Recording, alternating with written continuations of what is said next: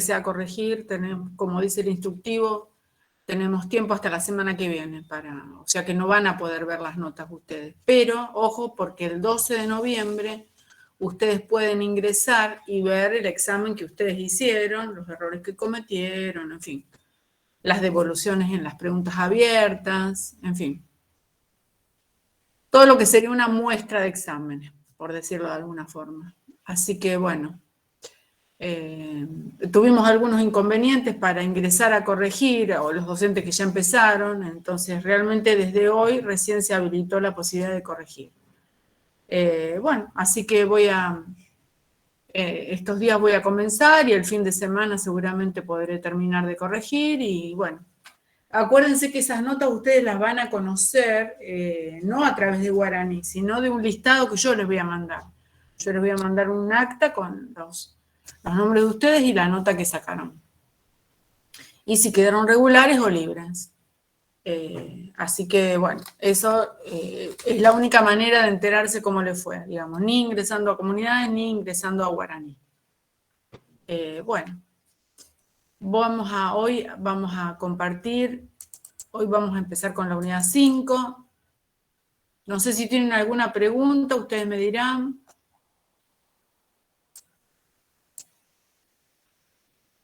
Bueno, después si se les ocurre alguna pregunta sobre el examen o algo, bueno, no tienen más que decir. Bueno, esta unidad 5 habla del proceso de influencia, de conducción e influencia, que es parte del proceso de dirección. Con esta unidad 5 avanzamos con la tercera función administrativa de Fayol, la dirección. Ustedes ya saben, porque lo estudiaron en la unidad 1, que la dirección tiene que ver con la relación de gerentes con subordinados, con empleados, ¿no? Todo el tiempo los gerentes interactúan con personas y a esa interacción, a ese dar una orden, una sugerencia, a eso lo llamamos dirección, lo llamó en realidad Fayol. Muchos años después de Fayol, un autor, Simon, que es el mismo autor de la racionalidad limitada, presenta este proceso de conducción e influencia. O sea que habla también sobre la dirección Fayol, pero desde otro punto de vista. Como que completa lo que dijo Fayol en su momento. Esperen que voy a admitir que alguien más entra. Muy bien, entonces vamos a empezar diciendo que el proceso de influencia es muy importante para que las decisiones que se toman en la organización se lleven adelante, se transformen en acciones. Si ustedes recuerdan, el proceso de toma de decisiones, el proceso de planificación estratégica tenía un séptimo paso que era implementación. Bueno, un poco esa implementación tiene que ver con eso, ¿no? Con llevar a la práctica. Pero bueno, para llevar a la práctica, el gerente necesita que se involucren otras personas en la organización. Y bueno, eso se logra a través del proceso de influencia. Influencia es un concepto conocido por ustedes. No me pasaba a mí lo mismo cuando yo estudié hace 1000 años el proceso de influencia. Influencia, qué sé yo, era como el virus de la influenza, no podía asociarlo con ninguna palabra, a la palabra influencia. Hoy sí, ustedes la pueden asociar al concepto de influencers. Entonces, ¿qué es el proceso de influencia? La influencia es un proceso por el cual un individuo afecta, digamos, el comportamiento de otro individuo, de diferentes maneras, a través de la persuasión, de la sugerencia, de un consejo, de una orden, ¿no? Toda vez que uno acepta una orden de otro o una sugerencia, está siendo influido. Nosotros todo el tiempo somos influidos, pero también ejercemos influencia sobre otras personas, así que no es que estamos ajenos, ¿no? En nuestra vida cotidiana, en nuestra relación con nuestros amigos, con nuestra familia, en nuestro trabajo, todo el tiempo la influencia ocurre, ¿no? Uno, digamos, acepta realizar una tarea, ¿no? Y eso sería, de algún modo, dejarse influir o dejarse influenciar. Bueno, el proceso de influencia tiene, para empezar, vamos a ir viendo que después se agregan elementos, tiene estos elementos, variables o requisitos. que son la comunicación y la aceptación. Es decir, para que se produzca la influencia, básicamente yo doy una orden, imagínense, yo jefa, doy una orden a un subordinado. Bueno, para que esto, digamos, fluya y realmente esa orden se cumpla, ese subordinado tiene que aceptar esa orden y además yo se la tengo que comunicar adecuadamente. Por eso decimos que los componentes primarios de la influencia son la comunicación y la aceptación. Comunicar, vamos a ver después cada una de estas variables y vamos a ver cómo cada una de estas variables se van abriendo en subvariables. Entonces, en principio, tiene que ser comunicada esa orden, esa sugerencia, ese consejo, y además tiene que ser aceptada por el otro, porque si el otro no lo acepta, no ocurre esa influencia, ¿verdad? Muy bien, ahí tienen el concepto. Este PowerPoint está en comunidades, disponible. Acá tenemos varias formas de influencia: la persuasión, la sugerencia, la amistad, el poder, la autoridad. Bueno, vamos a ver sobre esto. Estas son simplemente palabras. Habíamos dicho que entonces que las decisiones se transforman en acciones, o sea, se implementan a través del proceso de influencia, ¿no? A veces ocurre que una persona da una orden, una sugerencia, y después el otro ejecuta otra orden, o no la ejecuta, ¿no? Entonces, a veces suele haber discrepancias entre la orden que se da y la acción que se lleva adelante en el trabajo. ¿Y dónde está el problema? El problema está justamente en el proceso de influencia, que no fue del todo efectivo, no fue del todo eficaz. Así que es muy importante tener en cuenta la influencia, porque bueno, las organizaciones ya sabemos que están formadas por personas, entonces si no logramos que los empleados cumplan las órdenes que nosotros como gerentes damos, y bueno, estamos como con pocas posibilidades de éxito, ¿verdad? Muy bien, entonces habíamos dicho que uno de los elementos era la aceptación y el otro la comunicación. La aceptación, a su vez, que acá tenemos, digamos, que es el concepto de aceptar, la aceptación depende, según Simon, de otros dos conceptos: la identificación y el poder. Entonces completamos el esquema inicial y decimos que la aceptación depende de la identificación y del poder. Ahora vamos a ver qué es cada cosa, qué es sentirse identificado, qué es el poder, cuál es la diferencia entre poder y autoridad, etc. Entonces, fíjense cómo vamos completando ese esquema inicial. Identificación y poder.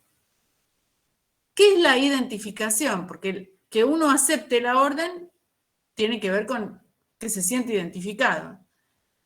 Alguien, una persona A, está identificado con una persona B cuando comparten, cuando tienen los mismos valores, ideas y creencias, ¿no? Si mi jefe y yo tenemos los mismos valores, ideas y creencias, entonces digo, yo me identifico con mi jefe. Nos podemos identificar con un montón de personas. Nos podemos identificar con un político, nos podemos identificar con un amigo, nos podemos identificar, qué sé yo, con un periodista, con un modelo, bueno, no sé. Identificar puede ser con un montón de personas. Y uno se identifica cuando dice, ay, es como que vos tenés la misma identidad que esa persona.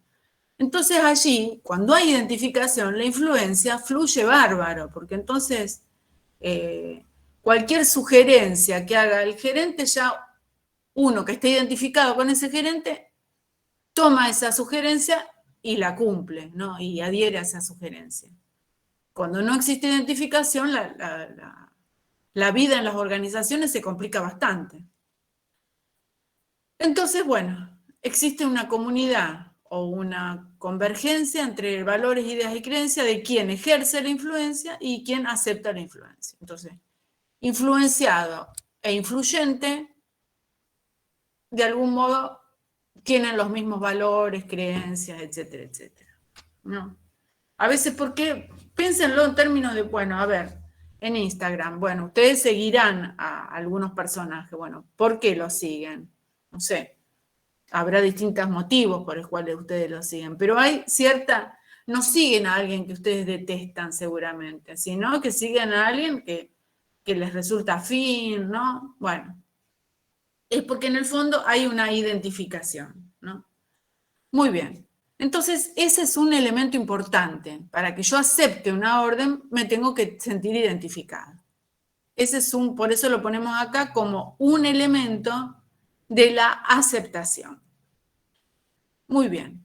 La identificación puede ser nula, en ese caso la influencia no se da, un jefe te dice una orden así, con esa carita, y bueno. O puede ser absoluta. Hay como distintos niveles de identificación, ¿no? A veces es absoluta la identificación, a veces es nula, a veces está ahí en una zona gris. Bueno, acá nuevamente aparece en esta diapositiva qué es esto de la identificación. Otra vez se vuelve sobre el tema de los valores. Claro, cuando uno habla de identificación, habla de un área de aceptación, un límite. Bueno, vieron cuando uno dice, bueno, hasta aquí acepto, o digamos, este es mi límite, más allá de esto, no. Bueno, eso de hasta aquí acepto, eso es el área de aceptación. Simon dijo hace muchos años que todos los individuos tenemos áreas de aceptación, ¿no? Así, hasta ahí me identifico, ya más de esto no me pidas, ¿no? Bueno, y ahí después entonces del área de aceptación hay un área de indiferencia. O sea que ahí hay falta de identificación y bueno, ahí los gerentes ya no apelan a la identificación, sino que apelan al poder para influir sobre nosotros. Volviendo entonces al esquema inicial, ya vimos la influencia, depende de la comunicación y la aceptación. La aceptación depende de la identificación, que ya dijimos, la palabra clave es valores, pero depende también del poder, ¿no? Puede ser una mezcla de ambos. A veces yo acepto una orden, a lo mejor estoy cero identificada con mi jefe, pero es mi jefe y tiene poder. Entonces la acepto por esto, porque prevalece el poder. O a veces por ahí acepto una orden de un amigo, bueno, que sobre mí no tiene ningún poder, sin embargo me siento totalmente identificada. Es decir, hay distintas mezclas de identificación y poder. Uno puede aceptar solo por poder, solo por identificación o por una mezcla, un poquito de identificación y un poquito de poder, podríamos decir, ¿verdad? Bueno, ustedes me hacen alguna pregunta, si tienen dudas, si yo voy muy rápido, por favor, ¿eh? No dejen de preguntar. Bueno, vamos al poder entonces, ¿no? Que es esa variable que nos falta desarrollar porque ya identificación lo vimos. ¿Qué es el poder? El poder a veces suele confundirse con la autoridad. El poder es el control de los recursos que tienen valor para otros.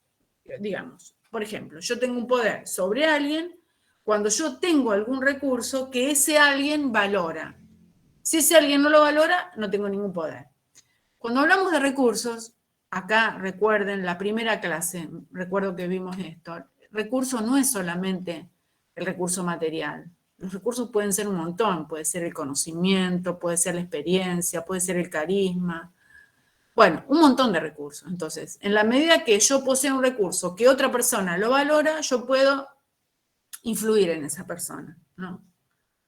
Pensemos en los influencers, ¿no? ¿Qué recursos tienen? Bueno, qué sé yo, a lo mejor son simpáticos, son divertidos, bueno. Y bueno, eso hace de alguna forma que tengan un cierto poder, ¿no? Pero bueno, para hablar de poder, hubo unos autores, French y Raven, que propusieron hace muchos años 5 bases de poder. ¿Qué dijeron estos autores? Que hay distintos tipos de poder y cada tipo de poder tiene una base distinta, se basa en distintos recursos. El poder de recompensa, por ejemplo, se basa en la riqueza. Entonces, ¿quién tendría poder de recompensa? Bueno, si yo trabajo en un negocio, el dueño tiene poder de recompensa, en tanto es quien me paga los sueldos, ¿no? Entonces ahí podríamos estar hablando de un poder de recompensa. Se basa en el dinero, lo material. Pero también puede haber personas que tengan poder coercitivo. Entonces yo ahí obedezco la orden por temor a algún castigo, no sé, algún descuento del sueldo o alguna postergación en un ascenso, etcétera, ¿no? Entonces, este poder claramente no es de buena calidad, ¿no? Porque el poder se basa en la fuerza, ¿no? Muchas veces en la violencia. El poder legítimo, en cambio, es el poder, y aquí sí es importante hablar de autoridad. El poder legítimo es el poder que deviene de la autoridad, es decir, tiene poder legítimo alguien que detenta, que tiene algún cargo importante, presidente, vicepresidente, qué sé yo, gerente, director, ¿no? Entonces, ocupar ese lugar en el organigrama, por decirlo de algún modo, de la organización, le da poder. Ese poder se llama poder legítimo y la fuente es la autoridad que tiene ese cargo. Luego está el poder experto, cuya base es el conocimiento.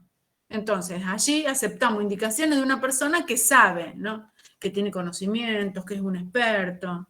Podríamos pensar en un médico, ¿no? O en una médica, ¿no? Y que nosotros, bueno, vamos, nos prescribe algún medicamento, algún estudio, y nosotros, bueno, decimos que sí. ¿Por qué? Porque tiene un poder experto, ¿no?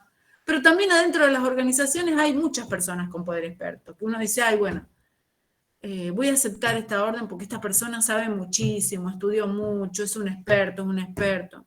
Es influyente porque sabe. Este sí es un poder de calidad, no como el poder que se basa en la fuerza. Y por último tenemos el poder de referencia o de liderazgo, que es el poder que se basa en el carisma.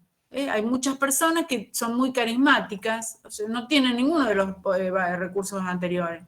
A lo mejor ni riqueza, ni apelan a la fuerza, ni tienen autoridad, ni saben nada. Pero tienen una especie de simpatía, empatía, ¿no? Algo medio difícil de explicar, porque ¿qué es el carisma, no? Es como, bueno, algo bastante inmaterial, ¿no? Que algunas personas poseen. Y entonces hacen que se acepten sus órdenes. A lo mejor se basan mucho en la simpatía, en la empatía, ¿no? Un poco es eso. Entonces a ese poder, después nosotros vamos a abundar en el tema liderazgo, en la segunda parte de la unidad. Así que no me detengo mucho ahora. Pero bueno, este tema es importante, las 5 bases de poder de los autores, French y Raven, y las distintas bases de poder y los tipos de poder. Después aparece la tipología de poder, que ustedes ya estarán hasta acá de escuchar Etzioni, ya lo estudiaron, pero también de alguna forma Etzioni, cuando habló de tipos de control y tipos de organizaciones, de alguna forma también habló del poder coercitivo, remunerativo y normativo. Pero bueno, sobre eso no vamos a abundar porque ustedes ya lo conocen de la unidad 1. Pero bueno, volviendo al proceso de influencia, habíamos dicho que las variables son comunicación y aceptación. Repito otra vez, esto se repite así en la diapositiva, repone la idea cada rato. Y allí tenemos entonces todo lo que hemos desarrollado. Ahora nos tocaría ver la comunicación, porque ya vimos todos estos aspectos. Ahora nos vamos a enfocar en la comunicación. ¿Qué es la comunicación? Muy bien. Aguárdenme un segundito que me están tocando la puerta. Un segundito y ya vengo. No se vayan, por favor, es atender nada más.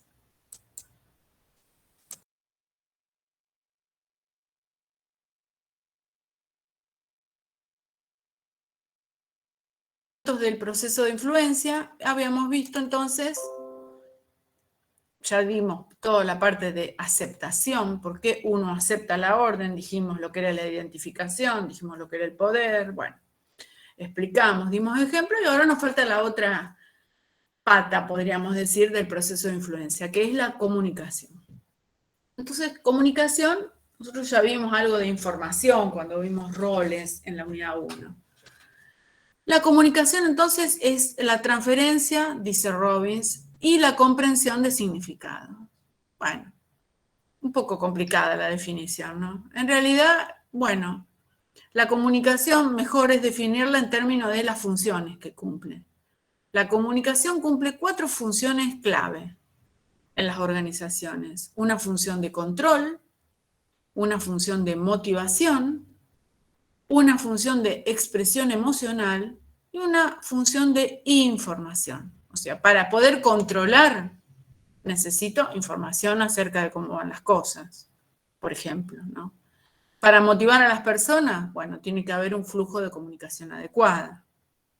Para expresar emociones, y relacionarnos con otras personas, bueno, necesitamos sí o sí comunicarnos. Y también cumple un rol de información, ¿no? Para la toma de decisiones.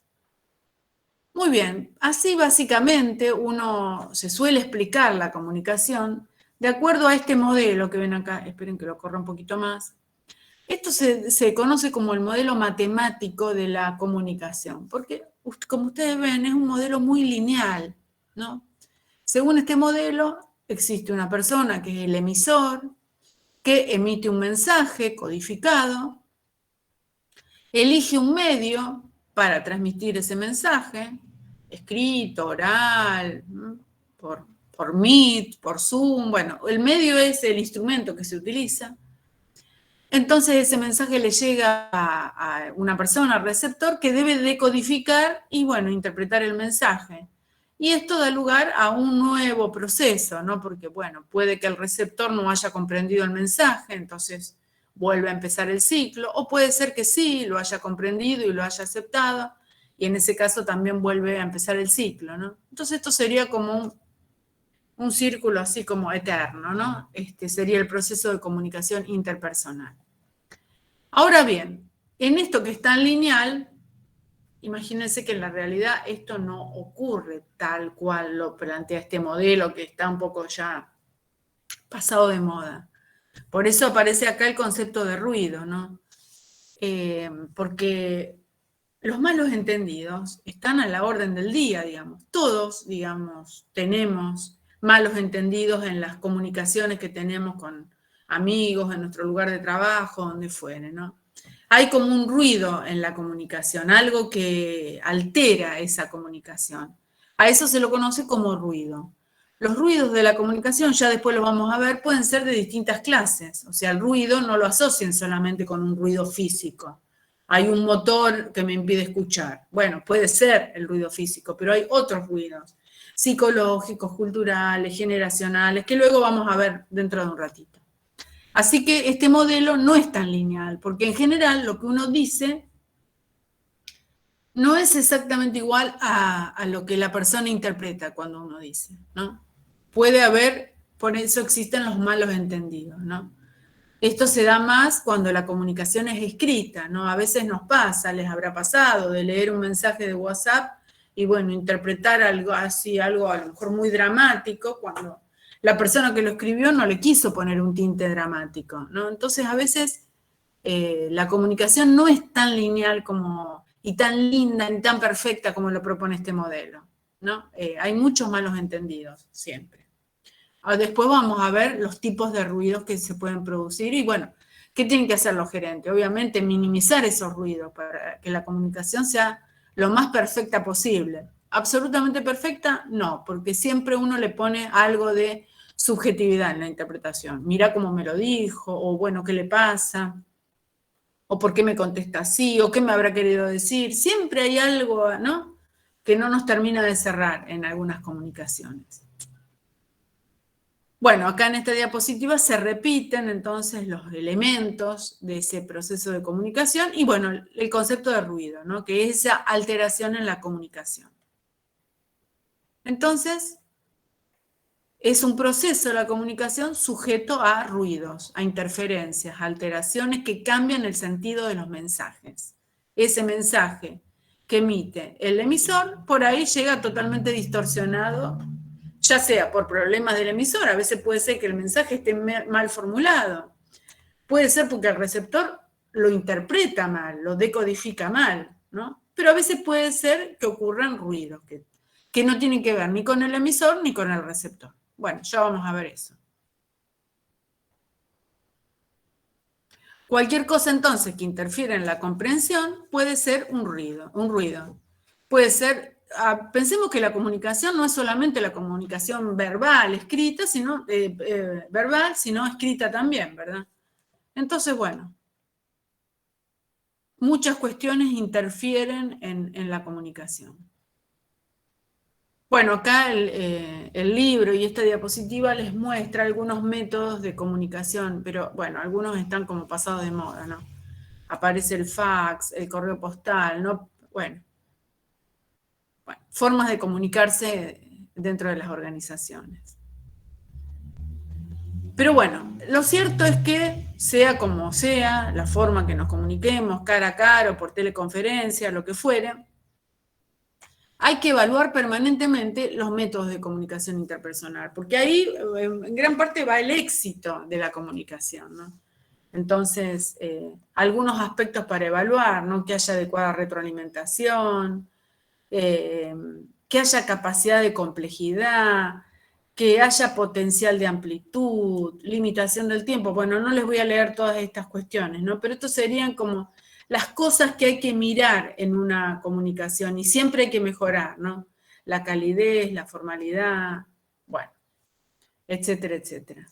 Pero bueno, llegamos a esto que es una parte muy importante de la comunicación, que es la comunicación no verbal. Siempre la comunicación, siempre se dice, los estudiosos de la comunicación dicen que en una comunicación total, podríamos decir que el 80% de la comunicación es no verbal. Lo no verbal es lo no dicho, ¿no?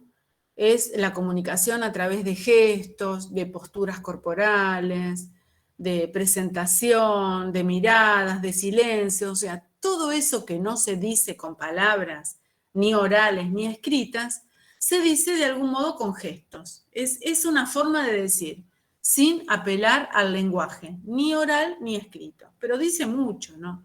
Una persona por ahí que no nos mira a los ojos cuando nos habla, bueno, nos está diciendo algo. O una persona que se presenta en una entrevista de trabajo, toda desaliñada y con la ropa sucia, y bueno, también nos está transmitiendo algo. O puede, bueno, hay un montón de formas. Acá hay algunos ejemplos, ¿no? Bueno, una cara, ¿no? Las caras, los gestos, las expresiones, la postura corporal también, digamos, cómo habla un poco de cómo se predispone esa persona en esa conversación, ¿no? Entonces, de esos gestos y de esa comunicación no verbal se valen mucho los gerentes para interpretar el grado de atención de los empleados, ¿no? El grado de entendimiento del mensaje que se transmitió, etcétera, etcétera. Nosotros, los docentes, los usamos mucho en clase. Cuando estamos en una clase presencial, uno inmediatamente se da cuenta de qué alumno está atento, qué alumno no está atento, ¿no? Simplemente, no haciendo una encuesta, simplemente mirándolos y viendo cómo están sentados, dónde tienen fijada la mirada. Nos damos cuenta, los docentes, que tenemos cierto recorrido. Ahora con las pantallas no podemos, pero bueno, lo no verbal dice mucho, y ustedes también se dan cuenta de un profesor que está cansado, de un profesor. Ustedes seguramente se van a dar cuenta cuando a un profesor le gusta más un tema que otro porque le pone como otra pila, ¿no? Otro entusiasmo. También ustedes se dan cuenta de algunas cuestiones. Entonces, lo no verbal siempre refuerza lo que se dice con palabras. Presten atención en las entrevistas, por ejemplo, en la tele. Bueno, cómo lo no verbal tiene mucha, mucha importancia. Quizá a veces lo no verbal contradice lo dicho con palabras, ¿no? Una persona dice, sí, estoy contenta, pero bueno, a veces está ese chiste, comunicáselo a tu cara, ¿vieron ese chiste? Bueno, es un poco eso, ¿no? Lo no verbal está diciendo otra cosa. Cuando esa persona dice, sí, estoy bien, pero bueno, tiene una cara que, Dios mío. Bueno, un poco eso es la comunicación no verbal, que es súper importante. Acuérdense que estamos hablando del proceso de influencia, ¿verdad? Estamos en esto y por eso estamos parados en la comunicación. Hablamos de comunicación, del modelo matemático y de los ruidos que se producen, y hablamos de la comunicación no verbal. Porque son tantos temas que uno por ahí se pierde de qué estamos hablando. Ustedes se pueden perder, ¿no? Bueno, y entonces acá llegamos a las barreras o los ruidos en la comunicación, o sea, todo aquello que distorsiona el proceso comunicativo. Entonces, fíjense, acá hay algunos, hay muchos más. Vamos a ver algunas cuestiones, ¿no? que de algún modo impiden la comunicación fluida. Por ejemplo, el tema del lenguaje, ¿no? A veces, entre generaciones o entre culturas, se habla como un lenguaje, pareciera que fuera un idioma diferente, pero en realidad es el mismo idioma, pero bueno, Ya hablamos, cuando hablamos de cultura, de las siglas y de las cosas a las que apelan los jóvenes, ¿no? ATR, qué sé yo, o expresiones de ese tipo, o los que somos más grandes, que por ahí apelamos a términos que a lo mejor son desconocidos para los jóvenes, porque, bueno, son de nuestra época de juventud. Entonces, bueno, esa utilización de lenguajes diferentes o de distintas palabras para significar un mismo objeto, bueno, a veces hace que la comunicación no se dé. ¿De qué me está hablando? ¿Qué me está diciendo? ¿No? Bueno, el lenguaje entonces es un elemento que puede operar como barrera en la comunicación, sin dudas. Después tenemos la cultura nacional. Bueno, la cultura nacional hace referencia a los valores, las creencias, que también pueden operar como... Ay, perdón. Estornudé. Me dio alergia. Disculpen. Después tenemos, bueno, la cultura nacional, entonces les decía, diferentes valores o patrones, ¿no? De comunicación que también hacen a la distancia en la comunicación. Ay, perdón. Bueno, después Salud. tenemos... Gracias. Ay, es la primera vez que estornudo, bueno, la segunda porque estornudé 2 veces en una clase. Qué raro. No. Me dio como alergia. Bueno, disculpen. Bueno, entonces acá, para retomar, vemos que algunas cuestiones, el filtrado, ¿no? ¿Cuándo se da el filtrado? Cuando uno está participando en una conversación y escucha lo que quiere. Vieron que a veces pasa que hay personas que... Pero si yo te dije tal cosa, y bueno, pero no te escuché, ni nos escuchan, es como que filtran. Escuchan algunas cosas, otras no, bueno, pasa a veces. Yo tengo algún par de amigos que así, es como que prestan atención a los primeros 5 minutos de una conversación. Ya después uno se da cuenta, por lo no verbal, que están en otro planeta, más o menos. Bueno, eso es el filtrado. Después, bueno, las emociones también interfieren en la comunicación fluida. Si estamos muy nerviosos o si estamos muy preocupados, por ahí interpretamos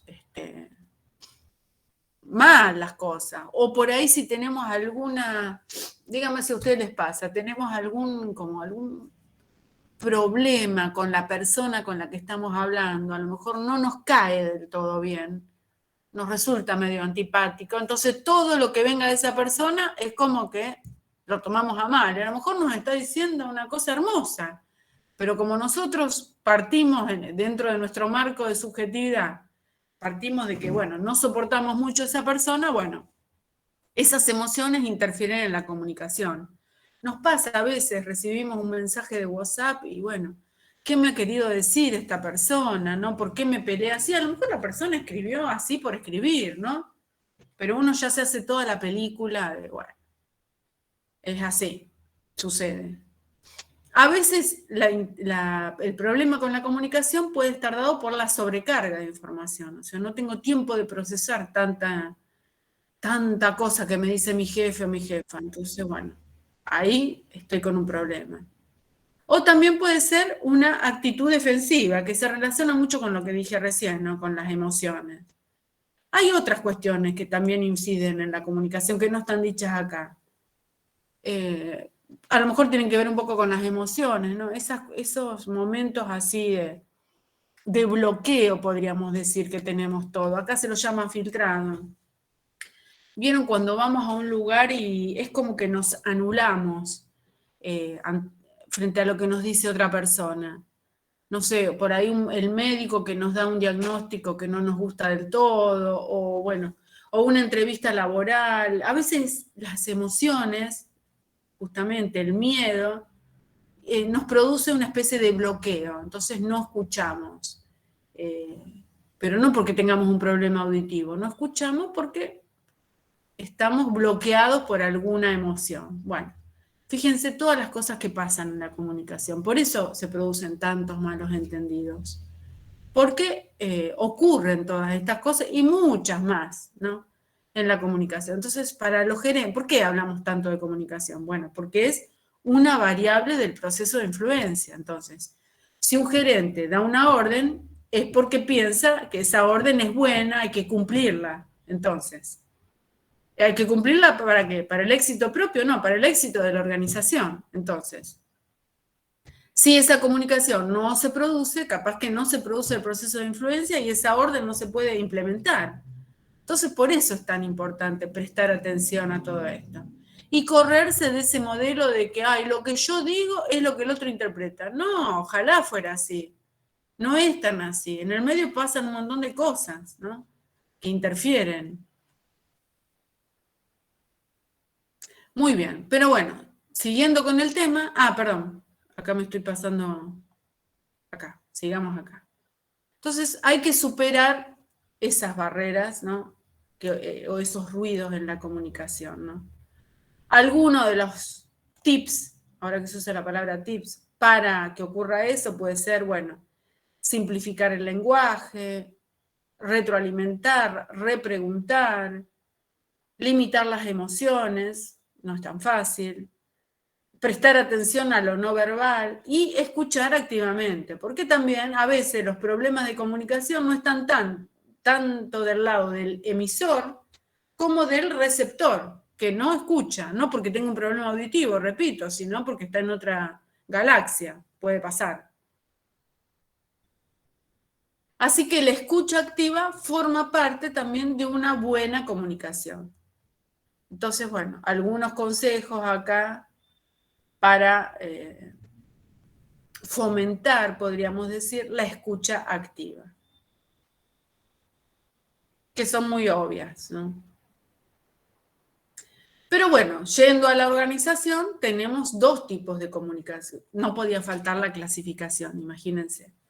Entonces, tenemos dos tipos de comunicación en las organizaciones. La comunicación formal y la comunicación informal. La comunicación formal es la que se da conforme a la cadena de mando. Ya sabemos nosotros lo que es la cadena de mando. Entonces, un gerente se comunica con el subgerente con el empleado, ¿no? Es formal, a veces es por escrito inclusive, ¿no? A veces en muchas organizaciones se usa intranet, ¿no? A lo mejor están a 2 metros de distancia, pero se comunican a través de alguna red interna, ¿no? Con pantalla y todo. Bueno, pero forma parte de la comunicación formal. Pero también hay una comunicación que ningún gerente va a poder negar, que es la comunicación informal, que se da entre los empleados, entre los propios gerentes también, ¿no? Que no tiene que ver con hablar del trabajo o hablar de la organización, es hablar de otras cosas. Hablar del partido de fútbol del domingo, de ese resultado, de quién se fue del reality tal, hablar de la novela, de la película, ¿no? O de algún problema familiar, todo eso es comunicación informal. Y existe en todas las organizaciones, nadie lo puede negar. Nadie es tan robot como para hablar todo el tiempo de cuestiones de trabajo. Siempre se filtra algún chisme, algún rumor, algún comentario que no tiene que ver con el trabajo. Y eso no está tan mal. No tenemos que pensar que esto es nocivo, que es malo en las organizaciones. ¿Por qué? Porque, bueno, salvo que estén todo el día hablando de fútbol, entonces sí sería nocivo. Pero bueno, algún comentario que no tenga que ver con el trabajo por ahí afianza los vínculos de amistad o afianza el compañerismo, no sé si la amistad, porque en los trabajos no son todos amigos, pero sí puede afianzar el compañerismo, facilitar la interacción social, en definitiva mejorar el desempeño de la organización. Obviamente, siempre que sea algo moderado, ya les digo. Si estamos todo el día hablando de fútbol, bueno, no, así no. Pero está bueno matizar lo formal, la rutina, ¿no? Con algún comentario de la vida cotidiana. Y bueno, la comunicación fluye de distintos modos. Hacia arriba, de empleados a jefes, hacia abajo, de jefes hacia empleados, jefes, gerentes, etcétera, en forma diagonal o en forma horizontal. De la combinación de todo esto surgen las llamadas redes de comunicación organizacional. Les pido un segundo que miren esto y ahora vamos a explicar. Miren, estas son distintas formas de comunicar. Imaginen, estos son los jefes y estos son los empleados. En los 3 modelos hay 4 empleados y 3 niveles, podríamos decir, ¿no? La misma cantidad de personas, 5, pero se comunican distintos, forman distintas redes. Acá tenemos cómo es la velocidad en cada una de estas redes, cómo es la precisión de la información que circula, cuál es la presencia del líder, llamemos líder a este gerente que está acá, en cada una de estas redes, y cómo es el grado de satisfacción de todos los que están comunicándose. Bueno, entonces ahora sí vemos esto y vamos a ver de qué se trata cada cosa. En la comunicación en cadena,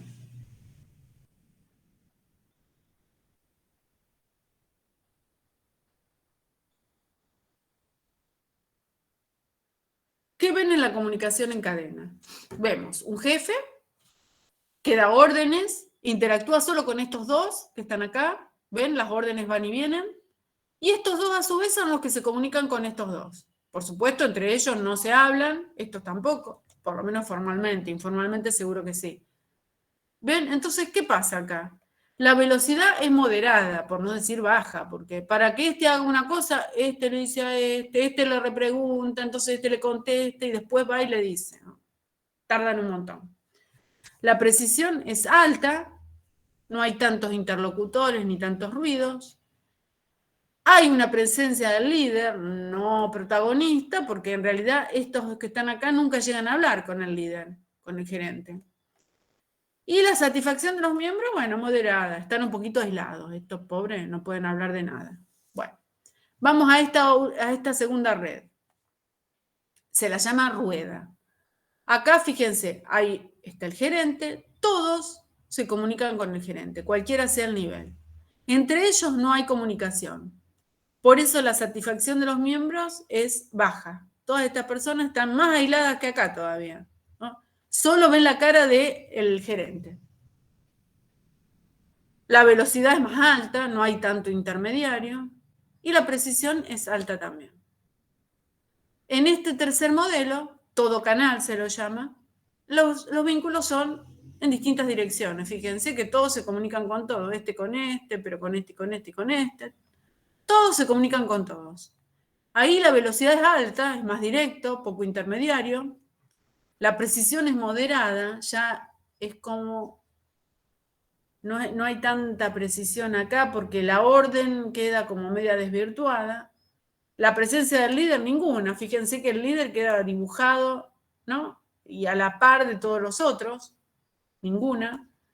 Y la satisfacción de los miembros es alta, en tanto todos tienen como, es bastante horizontal esto en el sentido de que es muy democrática esta forma de comunicarse, ¿no? Todos se comunican con todos.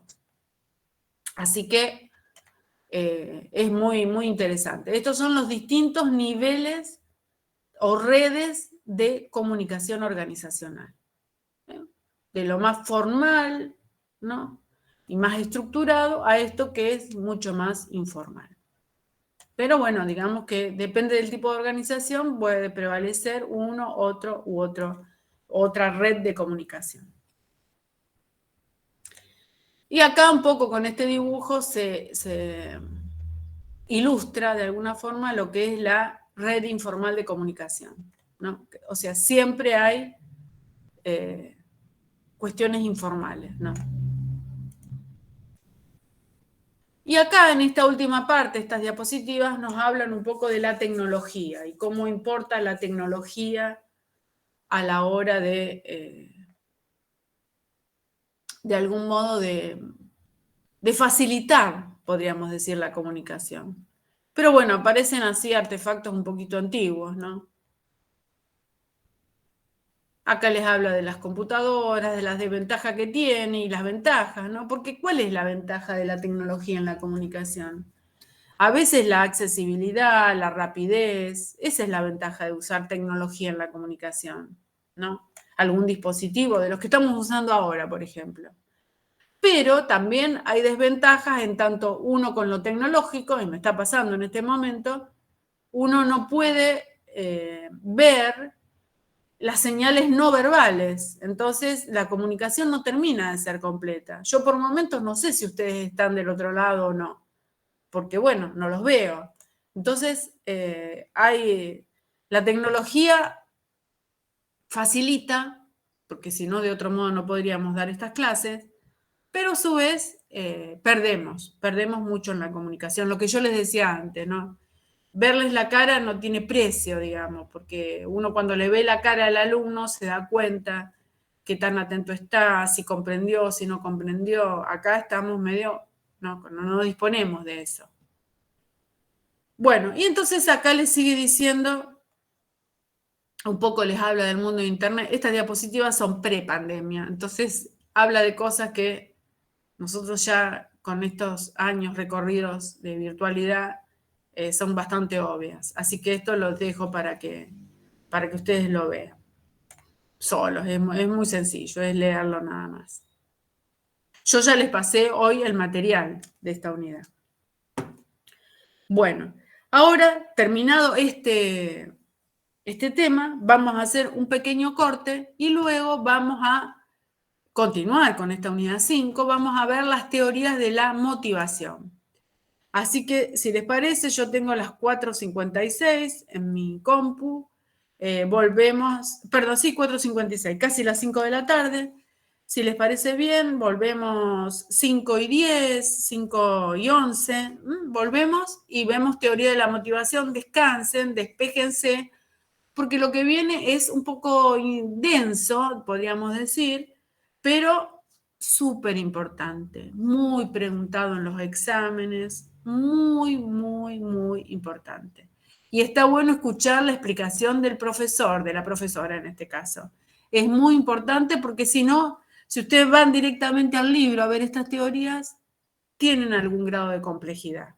Así que por eso hacemos este descanso para que ustedes se estiren, caminen, se preparen unos mates, un café, lo que sea, y volvemos entonces en 10 u 11 minutos.